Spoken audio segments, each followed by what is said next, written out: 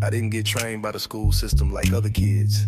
And when I did concentrate on learning, my mind was cluttered and locked by the programming of the system. The system.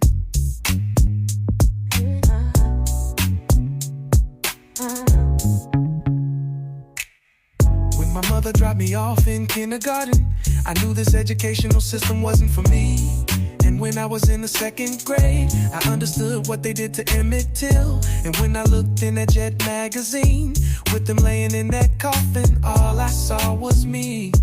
That was me, yeah. And Black history was the worst. Over and over they would tell us about Martin Luther King, and what a great man he was. And he still caught a few to the temple in Memphis.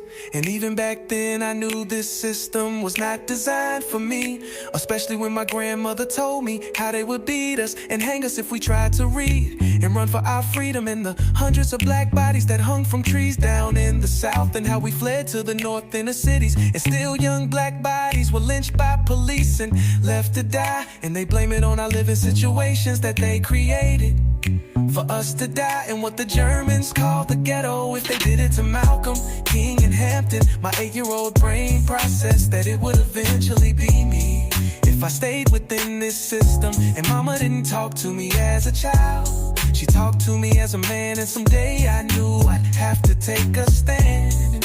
In the 10th grade, I ran to the streets because I understood what white society had for me.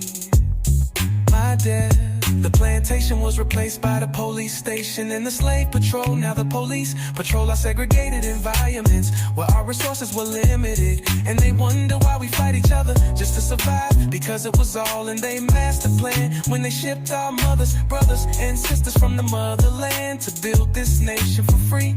And now you see, after they were done with us, they didn't know what to do with us. They didn't want to set us free, and they couldn't kill us all. So laws like convict lease and new Jim Crow were passed in Congress with the use of drugs, trying to eliminate us with vaccinations like the Tuskegee experiments. And they said I was crazy when I fled this Oakland educational system in the 10th grade to be free to see what the world was really about from my own eyes. They did it to Malcolm, King, and Hampton. My 8-year-old brain processed that it would eventually be me if I stayed within this system. And mama didn't talk to me as a child, she talked to me as a man. And she told me one day I would have to take a stand or die on my knees. So in the 10th grade I ran to the streets because I understood what white society had for me.